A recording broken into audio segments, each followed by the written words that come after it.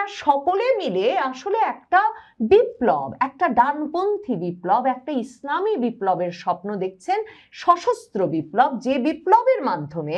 বাংলাদেশে তারেক রহমানকে সরিয়ে দিয়ে তারা ক্ষমতার কেন্দ্রে অধিষ্ঠিত হওয়ার সম্ভাবনাটা একেবারে সামনে দেখতে পান। কাজেই তারেক রহমানকে একদিকে যেমন এদের ঠেকাতে 6 মাসের অ্যাসাইনমেন্ট দিয়ে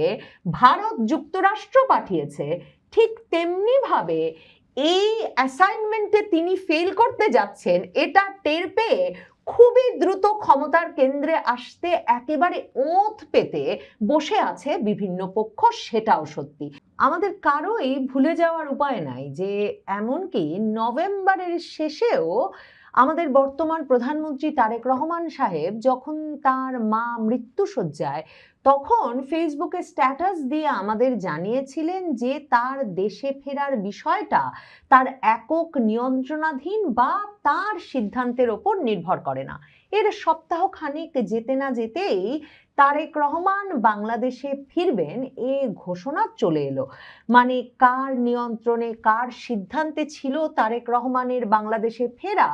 এবং কিভাবেই বা তিনি দেশে ফিরতে পারলেন সেটা আর পরিষ্কার করা হলো না বটে তারেক রহমান কিংবা বিএনপির তরফে, কিন্তু পরিষ্কার বোঝা গেল যে খালেদা জিয়া মৃত্যুশয্যায়, কাজেই মার্কিন যুক্তরাষ্ট্র বা ভারত যে এক রকমের ছক কষেছিল যে বাংলাদেশে এই নির্বাচনটা 2026-এর নির্বাচনটা তারা খালেদা জিয়ার নেতৃত্বাধীন বিএনপিকে দিয়ে সম্পন্ন করিয়ে নেবে এবং এরপর বিএনপি সরকারটা কেমন চলে, কিভাবে তারা বাংলাদেশের রাজনীতিতে কিংবা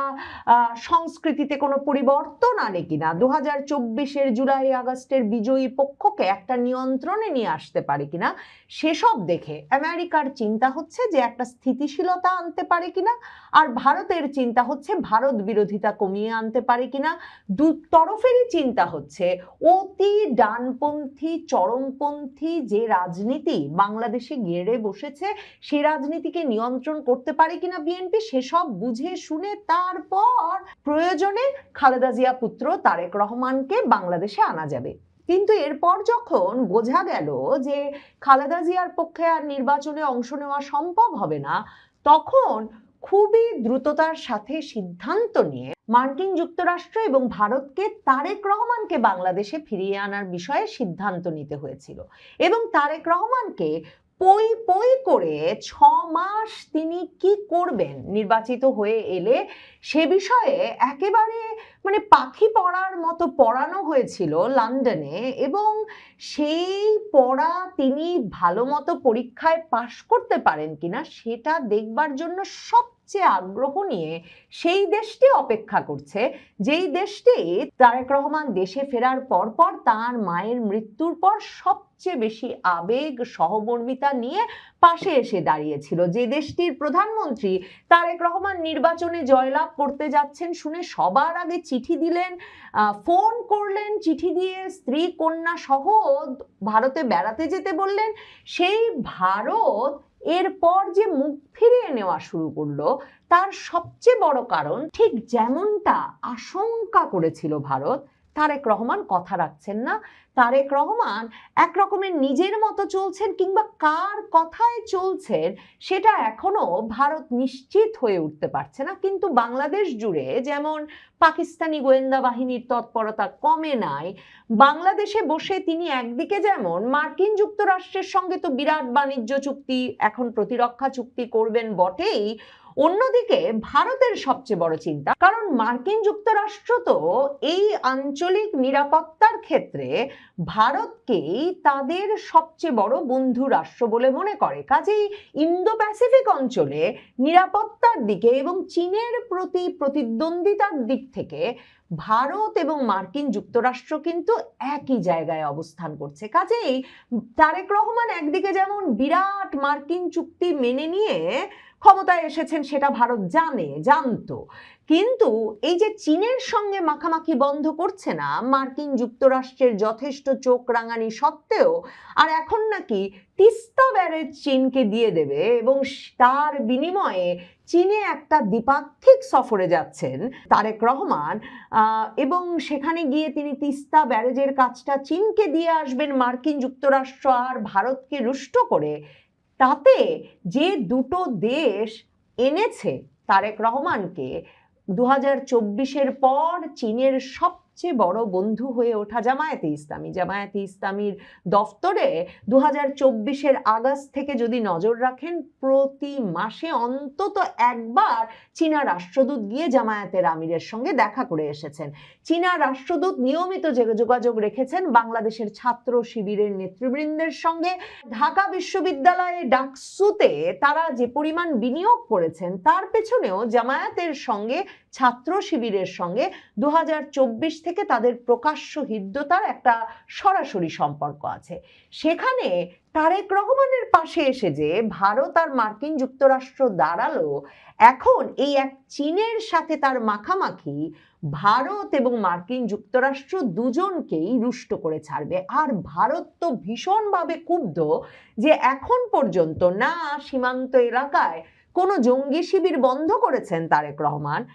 না বাংলাদেশে চরমপন্থী যে ভারত বিরোধী রাজনীতি এবং চরমপন্থী রাজনীতির বিকাশ ঘটেছে সেটা নিয়ন্ত্রণে কোনো ভূমিকা রেখেছেন, না পাকিস্তানের সঙ্গে মাখামাখিটা বন্ধ করেছেন। কাজেই যে 6 মাস সময় দিয়ে মোড়ল রাষ্ট্রগুলো তারেক রহমানকে পাঠিয়েছিল, মানে নভেম্বরে ওই কথা বলবার পর যে তার নিয়ন্ত্রণাধীন নয়, ইচ্ছাধীনও নয় দেশে ফেরার বিষয়টা, এরপর যখন ডিসেম্বরে তারেক রহমান ফিরতে পারলেন তখন বিএনপির ভেতরে বাইরে একেবারে প্রকাশ্যেই এ আলাপ তুঙ্গে ছিল এবং প্রায় সকলেই একরকমের ওপেন সিক্রেটের মতো বলছিলেন যে তারেক রহমান একেবারে সুনির্দিষ্টভাবে জানেন যে বাংলাদেশের রাজনীতিতে কি করতে এবং কি করে দেখাতে তাকে আসতে হয়েছে। আর এর মধ্যে সবচেয়ে বড় ব্যাপারটা ছিল এই যে বিএনপি পড়ে গেলে এই জামায়াতে ইসলামী, জাতীয় নাগরিক পার্টি মানে জামাতেরই বি টিম, এরা এসে ক্ষমতায় বসবেন, এই বিষয়টা দূরীভূত করতে মার্কিন যুক্তরাষ্ট্র এবং ভারত দুতরফেরই এটা সবচেয়ে বড় চাওয়া ছিল যে বাংলাদেশের রাজনীতিতে আওয়ামী লীগের যে নিষেধাজ্ঞা আছে সেটা তুলে নিতে হবে, আওয়ামী লীগকে স্বাভাবিক রাজনীতি করতে দিতে হবে, একটা স্বাভাবিক রাজনৈতিক পরিবেশ সৃষ্টি করতে হবে, মববাজির বিশৃঙ্খলার রাজনীতির অবসান ঘটাতে হবে এবং সেটা 6 মাসের মধ্যেই করতে হবে। অথচ তারেক রহমান যে ব্যবস্থা করে রেখেছেন সেটাকে আসলে একরকম তার নিজের কবর নিজে খোঁড়ার ব্যবস্থাই তিনি করে রেখেছেন বলতে হবে। মানে এখন পরিস্থিতিটা এমন যে এই যে নাহিদ ইসলামরা কথায় কথায় বলেন যে আমাদেরও ফেলতে হবে না সরকার খুবই দ্রুত বড় ধরনের বিপদে পড়তে যাচ্ছে, কিংবা মানে ওই যে হুমকি দেন যে আওয়ামী লীগ সরাতে 17 বছর লেগেছে, বিএনপি সরাতে 17 দিনও লাগবে না। এই যে জামায়াতে ইসলামীর নেতৃবৃন্দ সরাসরি বিএনপিকে চাঁদাবাজ, দুর্নীতিবাজ এসব বলে অভিহিত করছেন এবং নানা রকম রাজনৈতিক কর্মসূচি চালিয়ে যাচ্ছেন, ধর্ষণের বিচার হিসেবে শরিয়া আইনের প্রয়োগ চাইছেন, এই সব কিছু এরই আলামত যে তারা প্রত্যেকে জানেন যে মানে তারেক রহমানের রাজনৈতিক মিত্ররাই জানেন যে তারেক রহমান দাঁড়িয়ে আছেন একটা টলমল করতে থাকা মঞ্চের ওপর এবং তাকে যে কোনো সময় যে কোনো পক্ষ ধাক্কা দিলে আসলে বাংলাদেশের রাজনীতিতে তাদের জন্য একটা মহা সুযোগ তৈরি হবে এবং তারা ক্ষমতার কেন্দ্রে অধিষ্ঠিত হতে পারবে। মানে যে তারেক রহমান আওয়ামী লীগকে ঠেকাতে এমন সব ধূর্ত চাল চেলে আসন ভাগাভাগি করে দিয়ে একটা ভাগাভাগির নির্বাচন করে জামায়াতে ইসলামীকে প্রধান বিরোধী দল বানালেন, এই জাতীয় নাগরিক পার্টির হাসনাত, নাহিদ, আক্তার হোসেনদেরকে সংসদ সদস্য বানিয়ে ছাড়লেন, এরা যে কোনো কৃতজ্ঞতা দেখাচ্ছে না, বরং এই যে নাসিরউদ্দিন পাটোয়ারি এমনকি প্রধানমন্ত্রীর মেয়েকে গালাগালি করছে এবং সেসব ভিডিও ভাইরাল হচ্ছে, তার প্রধান কারণ এরা জানেন তারেক রহমান টলমল করছেন এবং তারেক রহমানকে সরিয়ে দিলে ক্ষমতার মাসনাদ তাদের হাতে চলে আসবে। তারেক রহমান তাই যতই এদেরকে বুঝ দিয়ে শান্ত রাখতে চাইছেন তারা সে বুঝ পাচ্ছেন না, কারণ তাদের কথা হচ্ছে আওয়ামী লীগকে সরালেন তারা, আর বিদেশি মোড়লদের এক রকমের সরাসরি অংশগ্রহণে আর বাংলাদেশ সেনাবাহিনীর তৎপরতায় কিনা তারেক রহমান এসে ক্ষমতার কেন্দ্রে বসলেন। ওইদিকে সেনাবাহিনীর ভেতরেও কিন্তু এই জামায়াতে ইসলামী জাতীয় নাগরিক পার্টির প্রতি সহানুভূতিশীল অংশটা অত্যন্ত সক্রিয় এবং শক্তিশালী। সেটা 2024-এর 5ই আগস্টের আগে জুলাই আগস্টের আন্দোলনের সময় যেমন বোঝা গেছে, এবং তাদের ভেতরে অবসরপ্রাপ্ত বিক্ষুব্ধ সেনা কর্মকর্তাদের একটা দল আছে যারা ভীষণভাবে প্রভাব বিস্তার করেন বর্তমান বাহিনীর সদস্যদের ভেতরেও, এবং এরা সকলে মিলে আসলে একটা বিপ্লব, একটা ডানপন্থী বিপ্লব, একটা ইসলামী বিপ্লবের স্বপ্ন দেখছেন, সশস্ত্র বিপ্লব, যে বিপ্লবের মাধ্যমে বাংলাদেশে তারেক রহমানকে সরিয়ে দিয়ে তারা ক্ষমতার কেন্দ্রে অধিষ্ঠিত হওয়ার সম্ভাবনাটা একেবারে সামনে দেখতে পান। কাজেই তারেক রহমানকে একদিকে যেমন এদের ঠেকাতে 6 মাসের অ্যাসাইনমেন্ট দিয়ে ভারত যুক্তরাষ্ট্র পাঠিয়েছে, ঠিক তেমনি ভাবে এই অ্যাসাইনমেন্টে তিনি ফেল করতে যাচ্ছেন এটা টের পেয়ে খুবই দ্রুত ক্ষমতার কেন্দ্রে আসতে একেবারে ওঁত পেতে বসে আছে বিভিন্ন পক্ষ, সেটাও সত্যি। এমনকি ডক্টর ইউনূস, তারও কিন্তু তৎপরতা থামে নাই। এই যে তিনি পৃথিবীর বিভিন্ন দেশে যাচ্ছেন, এই যে সম্প্রতি প্যারিস গেছেন, প্যারিসে গিয়ে তিনি যে বেশ কিছু স্পর্শকাতর বৈঠক করেছেন, এবং সেসব স্পর্শকাতর বৈঠকে মানে ওয়াগনার গ্রুপ, আইআর এর মতো ভাড়াটে খুনিদের সঙ্গে তার সাক্ষাৎ হয়েছে, এমন সব খবর যখন বিভিন্ন সূত্রে বিভিন্ন জন প্রকাশ করছেন, ঠিক তেমনি ভাবে ইউনূস সাহেব যে একটা লম্বা সময় বাংলাদেশের ক্ষমতায় থাকলে তিনি একটা স্থিতিশীলতা দিতে পারবেন, সেই প্রতিশ্রুতি মার্কিন যুক্তরাষ্ট্র, চীন সকলকেই দিচ্ছেন, সেটাও সত্যি। এবং মার্কিন যুক্তরাষ্ট্র থেকে চীন সকলের জন্যই এই যে তারেক রহমান যে স্থিতিশীলতা দিতে পারবেন না, ইউনূস পারবেন, সেটা এক রকমের মানে একটা প্রস্তাব হয়ে উঠছে। এই কারণে যে ইউনূস সাহেব অন্তত ওই যে সৈয়দা রিজওয়ানা হাসান যে কথাটা বলেছিলেন যে তারা মব হতে দিয়েছেন, বিশৃঙ্খলা হতে দিয়েছেন, ডানপন্থার বিকাশ ঘটতে দিয়েছেন বটে, কিন্তু চরম পন্থাকে তারা কিছুতেই মূল ধারায় আসতে দেন নাই, মেইন স্ট্রিমে আসতে দেন নাই। কাজেই এই যে পরীক্ষিত ক্ষমতা ইউনূস সাহেবের, মানে সকল রকম বিশৃঙ্খলা আভ্যন্তরীণভাবে দেশের ভেতরে চরমপন্থী গোষ্ঠীগুলোকে দিয়ে করিয়ে গেলেও এই যে মূল ধারায় তিনি যতক্ষণ নিজে ক্ষমতায় আছেন তার পারিষদবর্গ নিয়ে, ততক্ষণ যে তাদেরকে আসতে দেবেন না। অন্যদিকে তারা